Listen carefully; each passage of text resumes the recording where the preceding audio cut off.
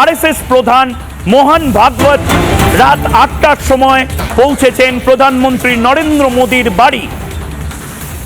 কিছু বড় তো হতে চলেছে। প্রধানমন্ত্রীর বাসভবনে মোহন ভাগবত, সেনাবাহিনীর সাথে আলোচনা হয়ে গেছে, বায়ুসেনা বাহিনীর সাথে আলোচনা হয়ে গেছে। প্রধানমন্ত্রীর সঙ্গে এখন বৈঠকে বসেছেন সঙ্ঘ প্রধান মোহন ভাগবত।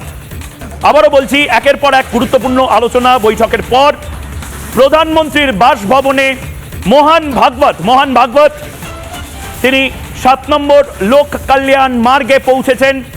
রাজনাথ সিং, সেনা প্রধান, সেনা সর্বাধিনায়কের সঙ্গে বৈঠকের পর এবার কোনো একটি বৈঠক হচ্ছে আরএসএস এর প্রধান মোহন ভাগবতের সঙ্গে। আমরা দায়িত্বশীল সংবাদ মাধ্যম হিসেবে বাড়তি কৌতূহল প্রকাশ করছি না।